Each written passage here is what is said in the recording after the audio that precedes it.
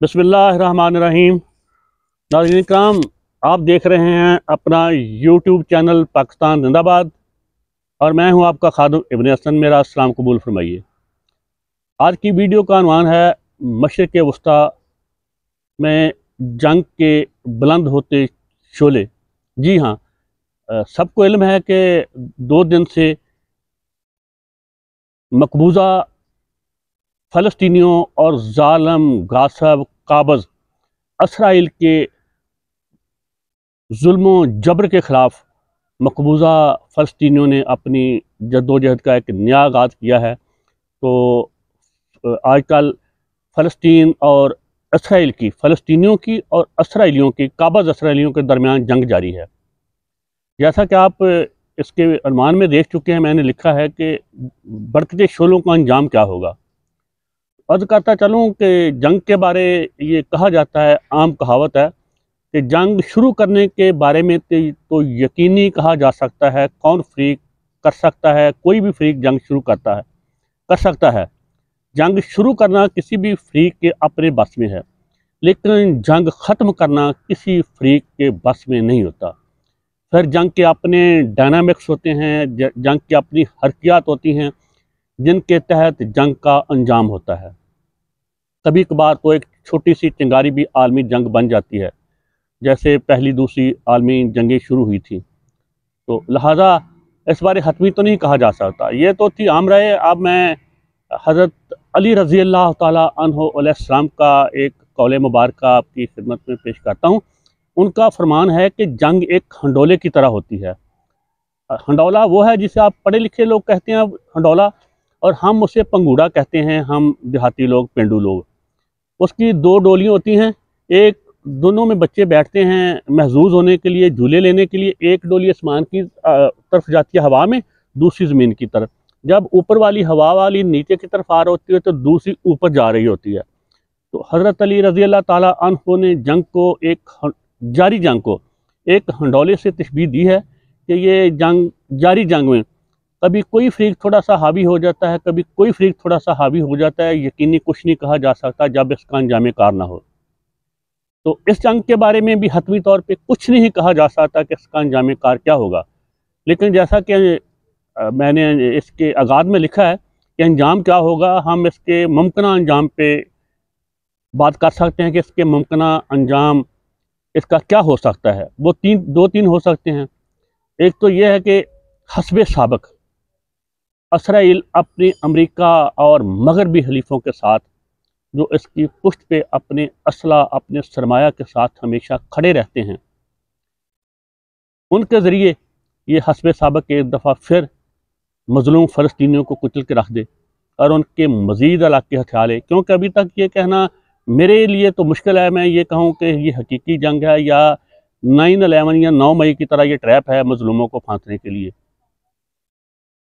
एक तो ये इसका अंजाम हो सकता है कि फ़लस्तीनी फिर से अपनी ही सरजमीन से दरबदर हो जाएं, उन्हें गजा से निकाल दे ज़ालिम इसराइल और उसके पुश्तबान। दूसरा अंजाम ये भी तो हो सकता है अगर मुस्लिम ममालिक अमूमन और सऊदी अरब खुल के, सऊदी अरब, UAE और कतर खुल के कह दें कि हम फ़लस्तीनियों के साथ खड़े हैं, बेशक उनकी अमली मदद करें या ना करें। तो जो इस वक्त मौजूदा आलमी मंजरनामा है उसमें इंशाअल्लाह ये मुमकिन है कि मज़लूम फ़लस्तीनी ज़ालिम इसराइल का गला दबाने में कामयाब हो जाएं। और अगर वो इसे मुकम्मल इसराइल को तबाह बर्बाद नहीं कर सकते, इसे फ़तह नहीं कर सकते, तो एक बात यकीनी हतमी है कि 2 रियासती हल निकलना 100% यकीनी हो जाएगा, जिसमें इसराइल और फ़लस्तीनी एक दूसरे मुल्क का एहतराम करें और एक दूसरे को तस्लीम कर लें, जो जायज़ मुतालबात हैं फ़लस्तीनी को उनके मानते हुए। जी हाँ, और तीसरा मंजरनामा भी है, वो ये है कि इसी जंग के बतन से एक तीसरी आलमी जंग निकला है और इसके बढ़ते हुए शोले ना सिर्फ فلسطین اسرائیل بلکہ افریقہ، ایشیا، یورپ، حتیٰ کہ امریکہ کو بھی اپنی لپیٹ میں لے لیں۔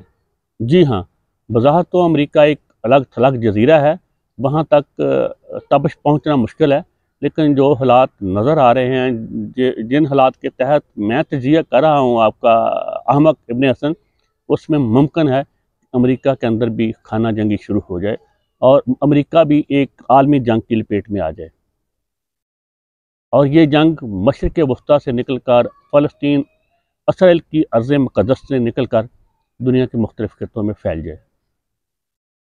تو یہ تو اس کے وہ امکانات ہیں جو ہو سکتے ہیں۔ اب میں اس پہ تھوڑی سی بات کروں گا اس کے یقینی اثرات کے، اس موجودہ جاری جنگ کے یقینی اثرات کیا ہوں گے اقوام عالم پہ، عالمی منظرنامہ پہ اور اس کرۂ ارض پہ۔ وہ اس کے انجام کار تو امکانات میں سے ہے، دیکھیے کس کروٹ اس کا انجام بیٹھتا ہے، لیکن اس کے اثرات تو یقینی ہیں، اس میں تو کوئی دو رائے ہو نہیں سکتی۔ وہ اثرات یہ ہیں کہ دنیا بھر کے وہ فلسطین تو جاری ہے نا، فلسطین کے غلام تو اب اپنی سر دھڑ کی بازی لگا کے وہ ظالم قابض غاصب اسرائیل کے خلاف دو ہاتھ کرنے پہ آ چکے ہیں، اپنی آزادی کے لیے اپنی جانیں قربان کر کے، اپنی املاک تباہ و برباد کروا کر۔